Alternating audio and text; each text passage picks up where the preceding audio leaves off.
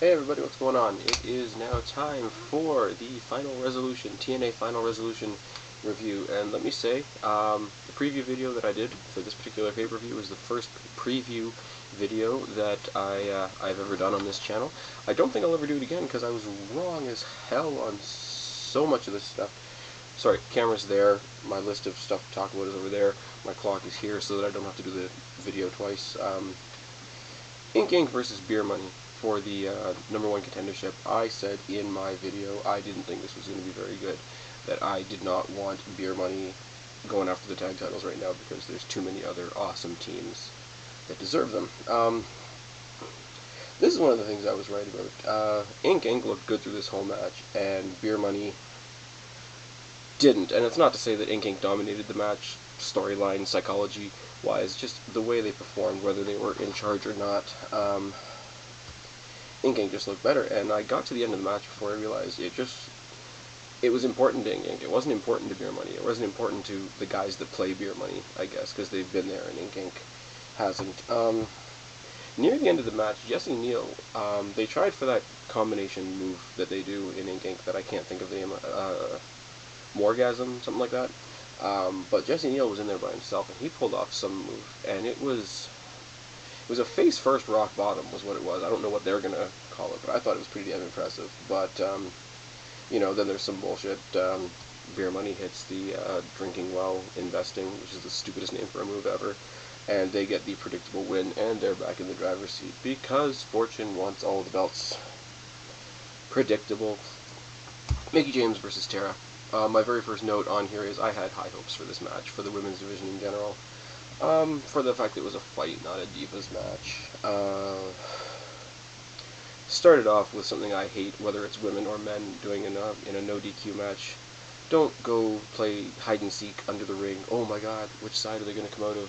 And, there's a whole bunch of, it's lame, especially at the beginning of a match, because it's silly and it's overdone. I didn't like that. I didn't like that Mickie James was the one doing it, seeing as she's the face in the match. It's usually a heel type move that you do. After that, there was some good brawling. After that was a whole lot of decent brawling in the aisles, outside the ring, on the guardrails, and all that sort of thing. Got to the backstage, and they did a lot of backstage work, and this is where I'm going to say something that I've wanted to say for a long time. When wrestlers fight in the back, like back and the camera follows them or whatever, when you're there live, do you not feel ripped off? Because you're watching it on the Tron, on the screen, whatever, and you're thinking, for this 5 or 10 minutes, I might as well be home watching this on my television, but I paid for this ticket. So I kind of feel for anybody that buys tickets to a show where the brawl goes to the back. They make their way to the bathroom, and there's a big crowd pop for the taboo nature of them fighting towards the men's washroom.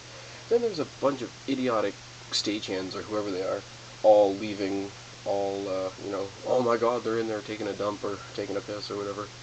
And finally, the referee finds it silly, and he tries to leave. What the fuck is that?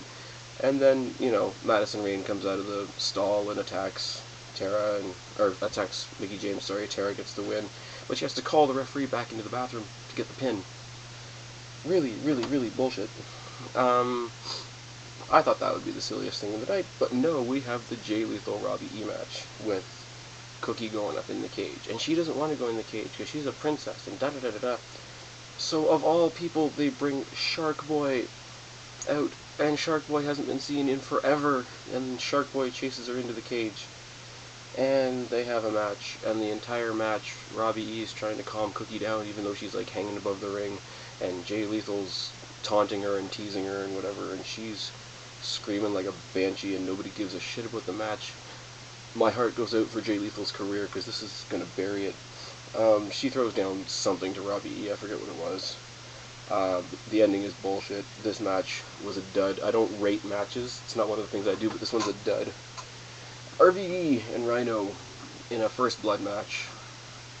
Again, another match I had a lot of high hopes for. I figured two ECW guys just go in there and beat the crap out of each other. It's the basest instinct of a wrestling fan to want to see that. But there wasn't a whole lot of it. It was technical. Like, it was technical grappling, there was striking, and there was, throwing people around, and it was rough. Like, it was rough technical. But it was a technical match. Until The greatest crotch shot I have ever seen in my life. Rhino's down, RVD standing over him. He gives him a straight punch in the nuts that made me feel it while I was, sitting there at home in my lovely surroundings here. Then you get a little bit of the typical garbage can stuff like that. Rhino hits a dirty DDT. Van Dam quickly gets control again. Van Daminator, Van Terminator. And we have the win. Rhino's all busted open, and now, is Bischoff going to fire him or not because he didn't take care of RVD? I really don't care. I like Rhino, but they're making him a tool. Anyways, page 1. Done. Styles versus Williams. This match saved the pay-per-view, or else I would have turned it off even though I paid for it. Number 1, AJ Styles got rid of the stupid Ric Flair with a hood robe deal that he was doing there. Which is great. I mean, it's a little tiny thing, but it annoyed the hell out of me. Even before the match started, the crowd was divided. There were AJ chants and there were Williams chants, but there were still USA chants. So how divided was the crowd, really? I thought this was going to be a great match, and it really, really was. For AJ being a high flyer and Williams being a ground grappler, they melded together quite well. There was a point in the match where Williams is hung up in the ropes, outside facing in, and AJ Styles does a moonsault to the back of his neck in midair, which was quite dirty. And after that, Douglas Williams is significantly slower because he just had somebody land on his neck. But he hits the Chaos Theory suplex, which is an amazing. It's a pretty move to watch. I don't care. I'm a guy, and I don't say pretty very often, but it's a pretty move to watch. He does it on the outside, which is kind of ridiculous, but it's still very pretty. Drags him back in, hits the Styles Clash on AJ Styles, and wins the belt. I'm quite pleased with this. Main reason, and you will see it on my notes, it is circled right there. There was no bullshit interference in this match, which I was dreading because of the whole Immortal and Fortune stuff with AJ Styles. There was no interference at all. This was a straight up match. It was a great one, and it wasn't bogged down by any bullshit at all. And they left it in the ring, both of them. I have a lot of respect for AJ Styles. I don't think he lost a step in this match. Next, that match and the next match saved the pay-per-view, so that'll tell you what I think about the rest. Generation Me and the Motor City Machine Guns in Full Metal Mayhem, which is basically TNA's version of a TLC match. I do not have enough time on this video to tell you how much I love this match. These guys did not hold back a stitch. If these guys aren't black and blue after this, I really don't know. I've been saying for weeks now that this rivalry reminds me of the rivalry between Edge, Christian, and the Hardys back in the good old days of WWE wrestling, WWE Tag Team Wrestling, that is. There's too many highlights to mention. All the stuff that was done in the aisleways, all the stuff that was done construction-wise in the ring, although it's kind of silly. Some of the things they did were absolutely amazing. The amount of time one of the Buck brothers spent getting smashed between one of the ladders was amazing. All the bumps were legit. All the falls, even a couple of the moves that I don't think quite came out the way they were supposed to were amazing to watch. Generation Me proved a lot tonight as far as being able to hold themselves in a big main event style match. The Guns kept the belts. I said they were going to go to the end of the year with the belts, and I think they will, unless there's some bullshit on Impact. As I say, Generation Me are going to take off next year. That's my prediction. That was the 6-star match of the night. That, Styles and Williams, the rest of it is just, it goes downhill, doesn't it? Pope and Abyss. There wasn't much to Pope and Abyss. There was some unrealistic dominance by the Pope on Abyss for the first couple minutes of the match. Then we got a reality check. This was a casket match. I don't know why. Abyss was in the casket at one point, punched. Somebody tell me why this makes any sense. Abyss in the casket, almost closed, punches through the side of the casket, grabs Pope by the nuts, and pulls him against the casket. And quickly takes him back into the ring, chokeslams him, puts him in the casket. Anybody who didn't know that Abyss was going to win this match, pull your head out of your butt, with all due respect. There's page 2. Jarrett and Samoa Joe submission match. Why is Jeff Jarrett trying to be an MMA guy? I've said it before, I'm going to keep saying it until somebody tells me why. Joe looked horrible. Joe looked horrible in this match, trying to make Jeff Jarrett's going to be next. Trying to make Jeff Jarrett look good. He was attacked before the match by Gunner and Murphy, which you knew was going to happen. He was selling the injury a little too hard, because he hit a muscle buster at one point that was really, really sloppy. And then there was interference by the guard guys, Gunner and Murphy, and then there was a really, really badly done ankle lock on Joe to win.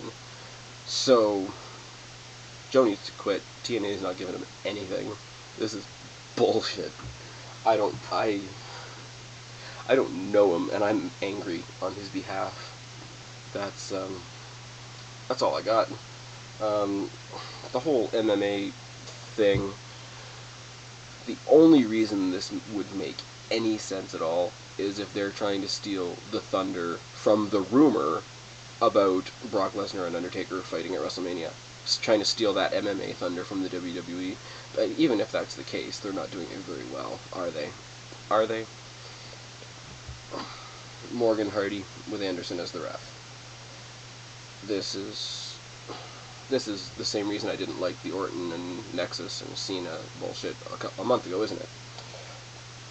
Yeah, a lot of Anderson and Morgan grandstanding. The crowd was redonkulous at the beginning of this match. Before the match even started, they had Hardy booed out of the building, which, me being a Jeff Hardy fan, isn't that a shot in the arm for how good Jeff Hardy is as a bad guy? He's booed out of the building before the match even starts. Morgan overpowers for most of the beginning of the match, you know, being the typical big guy, goes for the big boot, which always works, but this time, it tweaks his knee for some reason. He's still dominating, he still dominates Jeff Hardy all over the ring. Jeff Hardy at one point tries to go for a walk and get counted out. Anderson steps in, Anderson, you know, gives him a couple shots and tosses him back into the ring, and at that point, Hardy gets a pin on Morgan, and Anderson does not make the count, and everybody cheers. Anderson screwing Hardy in that one little moment got the biggest pop in the match, other than people booing Jeff Hardy at the beginning. Bischoff comes out with another referee. Bischoff, figure this out. Tell me how Bischoff, little pencil pusher bitch with gray hair from The Office, is able to ram Kennedy's head into the post and knock him out for the rest of the match and bring in this other puny referee. Twist of Hate on a chair for the win. I said this in the last pay-per-view, and I'll say it in this pay-per-view too. I don't like Morgan and Hardy anyway. I don't think they put on good matches, but Morgan does not know how to sell the Twist of Hate. It just looks like they're both falling over when he gets the Twist of Hate, doesn't it? So another dud, and these are the guys that are supposed to be the two best wrestlers in your company. So the entire TNA brand owes AJ Styles, Doug Williams, Generation Me, and the Motor City Machine Guns a lot, because they were the only things worth watching on this pay-per-view. That's all I've got to say about that. TLC is in 2 weeks, isn't it? I don't know if I'm going to do a preview for this thing or not. We've only got one match announced so far. Said in my preview video that it was my birthday last night. Had a good time, if anybody cares, and I have a fish whose name is Streak. Anyways, I am Spaz. Subscribe up there, comment down there. If you like what you hear, tell your friends.